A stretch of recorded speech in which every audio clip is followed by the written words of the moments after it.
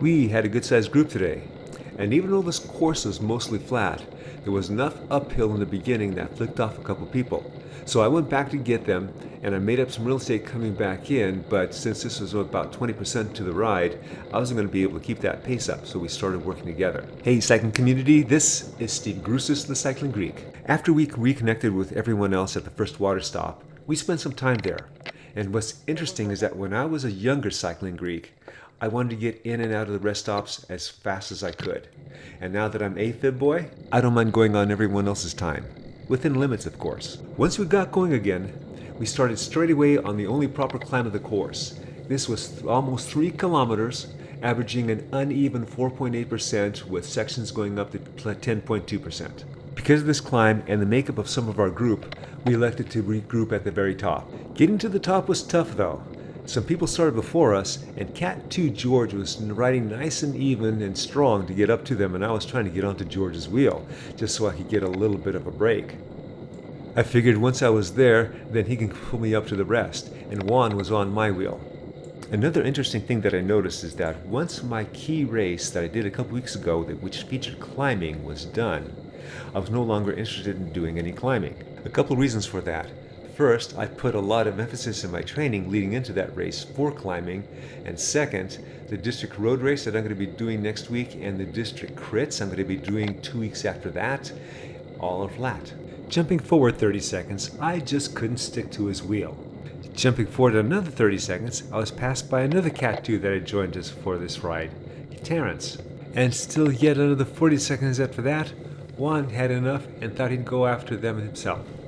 Once we got on the rolling flats, we started pace lining.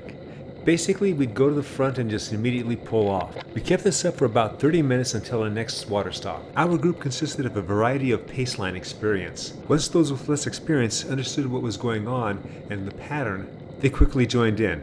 Of course, in the beginning, there was a lot of hole filling. Where someone wasn't there to jump in line, somebody else that just pulled off would jump in line. Since my key climbing race the other week, courses that I'm choosing and workouts that I'm choosing are all based on, like I was saying, flatland courses. I had put in a lot of work for that key climbing race, doing a lot of climbing, along with focusing specific workouts on climbing. I wasn't paying attention to any of my flatland work, and that had suffered. So now I'm trying to make up some time by doing a lot of that flatland work. This is not how you should do it.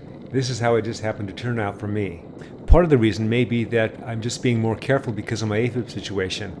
I am limiting myself to 2 hard workouts a week. I always have to be careful about that.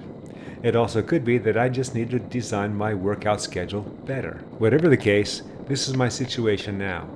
So, what am I doing about it? One of the 2 hard workouts during the week is during the weekend. It's today's ride, actually. At the most basic sense, I am stimulating those flatland-oriented muscles. Whether it is by this extended paceline work, or am I going back and picking up those that were dropped and bringing them forward, or by the intervals I was doing toward the end of this ride.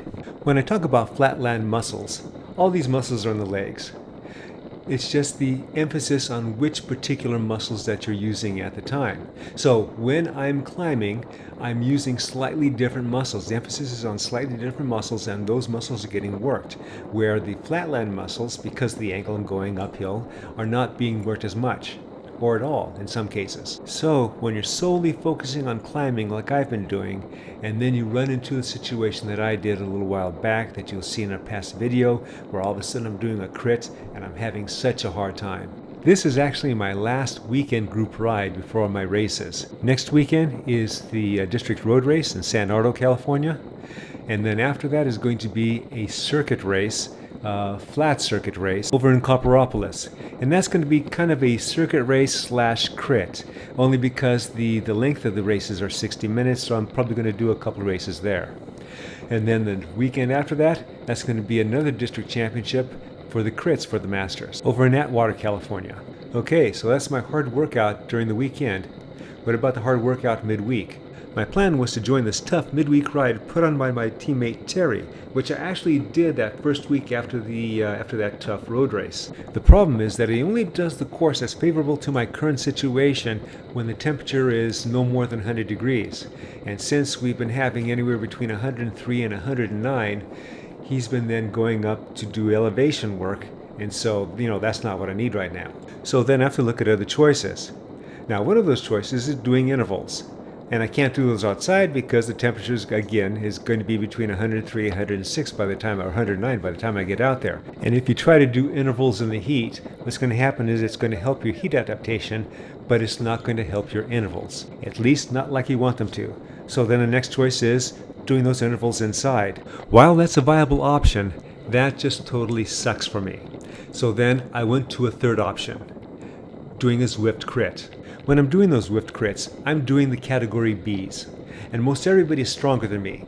And because of that, I get a great flatland workout. In the next few weeks, if the temperature drops midweek, then I'll be joining Terry. But other than that, I'll just keep doing Zwift crits midweek. So is this plan going to work for me? Well, I guess we'll get the first indication next week at the district road race. And then we'll get another better indication 2 weeks after that at the district criteriums. I hope you enjoyed this video and got something out of it. As always, remember, comment, like, subscribe. And just in case you missed that, comment, like, subscribe. The Cycling Greek.